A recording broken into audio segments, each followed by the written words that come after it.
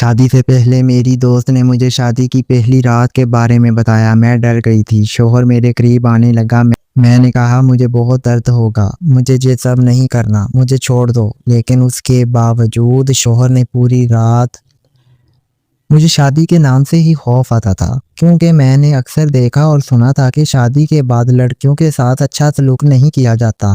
یہی بات میرے دل میں ڈر پیدا کر دیتی تھی، اسی لیے میں شادی نہیں کرنا چاہتی تھی۔ لیکن میرے بار بار منع کرنے کے باوجود بھی گھر والوں نے آخر کار میری شادی کر دی۔ میں اپنے کمرے میں بیٹھی زور زور سے رو رہی تھی، حالانکہ آج میری شادی کی پہلی رات تھی۔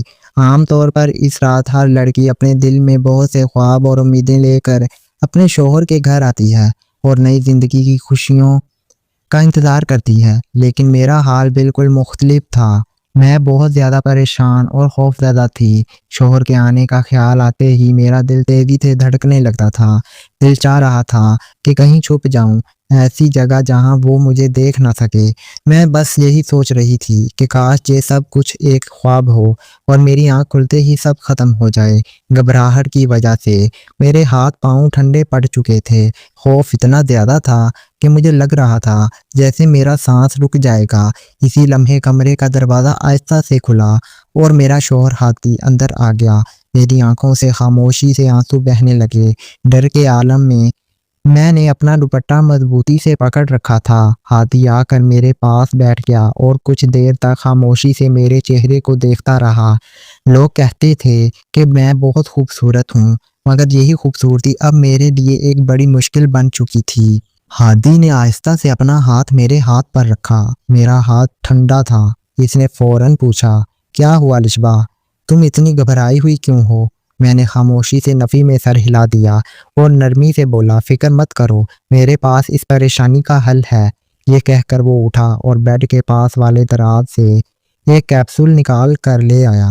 اس نے میرے ہاتھ پر رکھا اور ساتھ پانی کا گلاس دیتے ہوئے کہا، یہ دوا کھا لو، اس سے تمہاری تھکاوٹ ختم ہو جائے گی۔ میں کچھ سمجھ نہیں پا رہی تھی، مگر میرا ڈر اتنا زیادہ تھا کہ میں ہر بات ماننے کو تیار تھی۔ جب ہادی نے یقین دلایا کہ اس دوا سے میرا خوف ختم ہو جائے گا تو میں نے وہ میڈیسن کھا لی۔ کچھ ہی دیر میں مجھے کروٹیں محسوس ہونے لگیں، آنکھیں بھاری ہونے لگیں اور سر چکرانے لگا۔ میں چاہ کر بھی خود کو سنبھال نہیں پا رہی تھی۔ تھوڑی ہی دیر میں میری آنکھیں بند ہو گئیں اور میں گہری نیند میں سو گئی، جیسے کئی راتوں سے نیند نہ آئی ہو۔ جب میری آنکھ کھلی تو صبح ہو چکی تھی۔ میرا پورا جسم تھکن اور درد سے چور تھا۔ ذرا سی کروٹ لی تو کمر میں ایسی درد اٹھی کہ بے اختیار میرے منہ سے سسکاری نکل گئی۔ ہادی جو پاس ہی سو رہا تھا فوراً ہڑبڑا کر اٹھا اور فکر مندی سے پوچھنے لگا، کیا ہوا؟ تم ٹھیک تو ہو؟ میں نے ٹوٹتی ہوئی آواز میں کہا، مجھے بہت بوجھ محسوس ہو رہا ہے، جیسے جسم میں جان ہی نہ ہو۔ میں نے لاکھ کوشش کی کہ کل رات کے بارے میں کچھ یاد کر سکوں، لیکن میری عقل بالکل خالی تھی۔ جب میری نظر بستر پر پڑی تو وہاں کچھ لال رنگ کے دبے تھے۔ مجھے کچھ سمجھ نہ آیا۔ مجھے میری اپنی حالت دیکھ کر صاف لگ رہا تھا کہ رات کو کچھ تو میرے ساتھ ہوا ہے جس کی وجہ سے یہ حالت ہوئی ہے۔ میری خاموشی دیکھ کر ہادی مسکراتے ہوئے قریب آیا اور کہنے لگا، دیکھو، شادی کے بعد یہ سب تو عام بات ہے، تمہیں اب ان باتوں کا عادی بننا پڑے گا۔ اور پھر جب سامنے اتنی خوبصورت بیوی ہو تو کوئی مرد اپنے جذبات پر قابو کیسے رکھ سکتا ہے؟ اب یہ ہر رات کا ایک خوفناک معمول بن گیا تھا۔ جیسے ہی آدھی رات ہوتی، ہادی کمرے میں داخل ہوتا۔ اس کے ہاتھ میں وہ عجیب سا کیپسول ہوتا۔ جب بھی میں اسے کھانے سے منع کرتی تو ہادی کا انداز بالکل بدل جاتا۔ وہ سخت لہجے میں کہتا، لشبہ، پھر وہی بچپنا، تم جانتی ہو نا میں اولاد کے لیے کتنا بے چین ہوں۔ میں چاہتا ہوں کہ یہ ویران گھر بچوں کی رونق سے بھر جائے۔ یہ دعا صرف تمہاری بہتری کے لیے ہے تاکہ تم جلد ماں بن سکو۔ یہ کیسی دعا ہے ہادی؟ اسے کھاتے ہی میرا وجود میرے ہی قابو میں نہیں رہتا۔ جیسے ہی میں وہ دوا کھاتی مجھے کوئی ہوش نہ رہتا کہ میں کہاں ہوں اور میرے جسم کے ساتھ کیا ہو رہا ہے۔ لیکن اس نیند میں بھی مجھے کچھ نامعلوم افراد کی آوازیں سنائی دیتی۔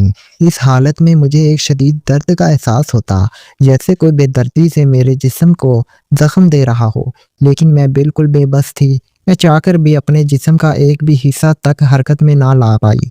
जब अगली सुबह मेरी आँख खुलती तो मेरी हालत किसी ज़ख्मी जानवर जैसी होती। बिस्तर की बिखरी हुई हालत देखकर मुझे एहसास होता जैसे रात के अंधेरे में मेरे साथ ज़बरदस्ती हुई हो। एक दिन हादी नहा रहे थे। इसके मोबाइल पर किसी नामालूम नंबर से कॉल आ रही थी। मैंने देखा तो पहले तो फ़ोन ना उठाया, फिर मैंने फ़ोन उठा लिया। जैसे फ़ोन उठाया, किसी मर्द की आवाज़ सुनाई दी। यार हादी, कल रात तो तुमने क्या ज़बरदस्त एंजॉय करवाया। तेरी बीवी वाकई कमाल है। आज रात मैं फिर आऊँगा। रात 11 बजे का वक़्त ठीक है ना? मोबाइल पर ये बातें सुनकर ऐसा लगा जैसे मेरे कदमों के नीचे से ज़मीन ही खिसक गई हो।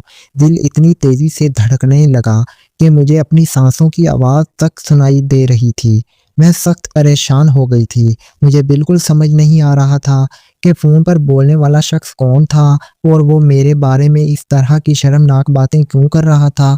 खौफ से मेरा पूरा जिस्म लर्ज़ने लगा। इतने में बाथरूम का दरवाज़ा खुला और हादी बाहर आ गया। मैंने जल्दी से मोबाइल वापस बिस्तर पर रख दिया और फ़ौरन आंखें बंद करके ऐसे लेट गई जैसे मैं सो रही हूँ। मगर मेरा ज़हन अभी भी उन्हीं डरावने अल्फाज में उलझा हुआ था जो अभी-अभी मैंने सुने थे। जब मेरा सब्र बिल्कुल ख़त्म हो गया और मेरी जिस्मानी हालत इतनी ख़राब हो गई कि मैं दीवार का सहारा लिए बगैर एक कदम भी नहीं चल पा रही थी, तो मेरे दिल में शदीद खौफ पैदा हो गया। मेरे जिस्म की ये टूट-फूट साफ बता रही थी कि अब मज़ीद खामोश रहना मुमकिन नहीं रहा। जैसे ही हादी ऑफ़िस जाने के लिए घर से निकला, मैं एक माहिर लेडी डॉक्टर के क्लिनिक पहुंची, जहां मेरी ज़िंदगी का एक ऐसा सच सामने आने वाला था, जो मेरे लिए बहुत बड़ा और दर्दनाक था। जब डॉक्टर ने मेरा चेकअप किया, उन्होंने पूछा, "लिशबा, तुम्हारी शादी को कितना वक़्त हुआ है?" मैंने कहा, "अभी तो सिर्फ़ 2 हफ़्ते ही हुए हैं।" ये सुनकर डॉक्टर ने एक लंबा साँस लिया और मेरी तरफ गौर से देखते हुए बोलीं, "अलिशबा, जो बात मैं करने लगी हूँ, ज़रा हिम्मत से सुनना। तुम्हारे जिस्म की हालत ये ज़ाहिर कर रही है कि तुम पर बहुत सख्त जिस्मानी तशद्दुद हुआ है और ये सिर्फ़ एक शख्स का काम नहीं लगता। तुम्हारे जिस्म पर जो गहरे निशान हैं, वो इस बात की तरफ इशारा करते हैं कि तुम्हारे साथ एक से ज़्यादा अफराद ने ज़्यादती की है।" डॉक्टर की बात सुनकर मैं घबरा कर बोली, "नहीं डॉक्टर साहबा, ऐसा नहीं हो सकता। हादी तो मुझसे बहुत मोहब्बत करता है।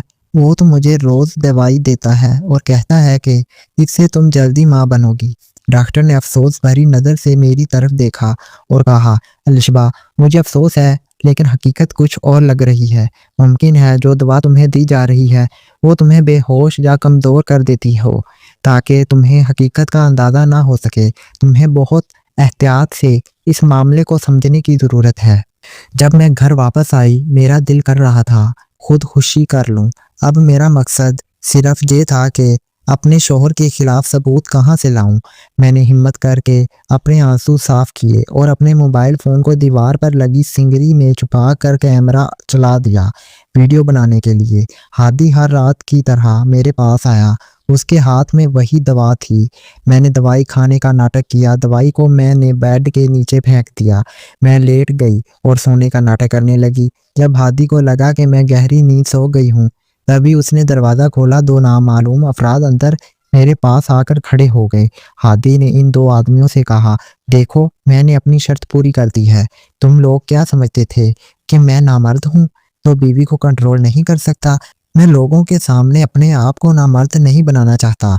अगर तुम दोनों में से किसी एक ने भी मेरी बीवी को हमला कर दिया, तो मैं दुनिया के सामने एक पुरजोश मर्द बन जाऊंगा और इस तरह मेरी बीवी के सामने मेरी इज्जत बच जाएगी।" ये सुनकर मैं बहुत ज़्यादा खौफज़दा हो गई। मेरा दिल खून के आंसू रो रहा था। वो नामालूम शख्स जैसे ही मेरे पास आए, मैंने ज़ोर-ज़ोर से चिल्लाना शुरू कर दिया और मैंने उन दोनों आदमियों को धक्का देकर सिंगरी में खुफिया मोबाइल को पकड़कर इनके सामने वीडियो कर दी। वो घबरा कर भागने लगे। मैंने अपनी अम्मी अब्बू को पहले ही बता दिया था। अब्बू पुलिस लेकर आ गए। पुलिस कमरे में दाखिल हुई तो हादी साथ दोनों आदमियों को पकड़ लिया। मैंने पुलिस को वीडियो दिखाई, जिसको कोई भी झूठा नहीं कह सकता था। हादी मुझसे माफ़ी मांगने लगा।